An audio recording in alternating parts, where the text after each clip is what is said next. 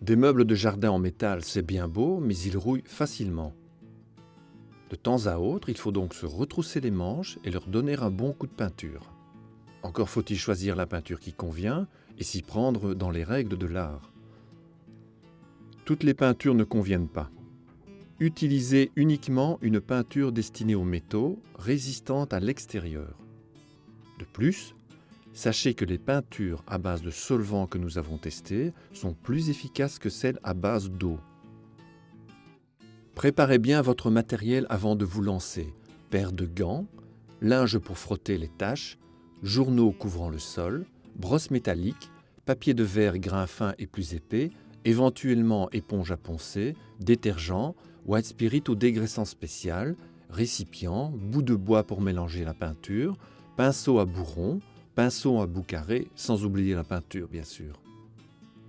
Commencez par bien éliminer la rouille. Utilisez pour cela la brosse métallique. Certains fabricants affirment que leur peinture peut s'appliquer directement sur la rouille. Nous vous recommandons plutôt de bien l'éliminer avant de peindre. Vous aurez un meilleur résultat. Une fois le travail à la brosse terminé, vous devez fignoler au papier de verre ou à l'aide de l'éponge à poncer. Commencez par un grain épais et terminez avec le plus fin. Le travail de ponçage est fondamental.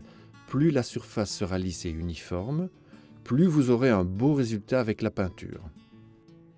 Pour que la peinture adhère correctement, nettoyez le métal à l'aide d'un détergent, de white spirit ou d'un dégraissant spécial. Laissez bien sécher avant de poursuivre.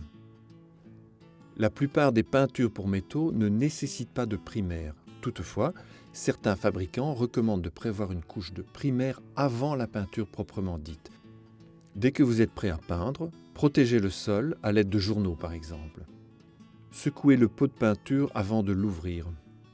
Les peintures pour métal sont plus épaisses que du latex par exemple. Mais il faut parfois les allonger avec du white spirit s'il s'agit d'une peinture à base de solvant ou avec de l'eau dans le cas des peintures à l'eau.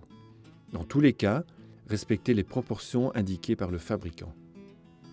Le pinceau à bout rond vous servira pour les endroits moins accessibles ou étroits, tandis que la brosse à bout carré viendra à point nommé si vous avez de grandes surfaces à peindre.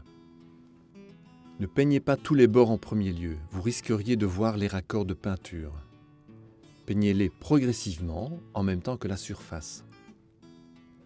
Peignez de petites surfaces à la fois. Donnez d'abord des coups de pinceau dans un même sens et faites-les bien se chevaucher. Ensuite, peignez dans l'autre sens. Puis, croisez vos mouvements sans appuyer pour éliminer les traces de pinceau. Ne prenez pas trop de peinture à la fois afin d'éviter les coulures. Respectez le nombre de couches recommandées par le fabricant. Il en faut parfois 3 pour une bonne protection contre la rouille. Ne soyez pas impatient, respectez le temps de séchage recommandé. Si le fabricant ne précise rien, attendez 24 heures entre chaque couche. Une fois le travail terminé, vous n'avez pas terminé, il faut nettoyer vos pinceaux. Faites-le sans tarder et vous garderez vos pinceaux en bon état. Éliminez le maximum de peinture contre le bord du récipient, puis sur du papier ou du journal. Nettoyez le pinceau à l'aide de white spirit s'il s'agit d'une peinture à base de solvant. Pour les peintures à l'eau, utilisez simplement de l'eau. Après avoir éliminé toute la peinture, nettoyez le pinceau à l'eau chaude avec un peu de détergent, puis rincez-le à l'eau claire. Redressez et lissez les poils du pinceau, suspendez-le ou rangez-le à plat. Ne le déposez pas sur ces poils, vous les déformeriez. Et voilà, votre mission est terminée.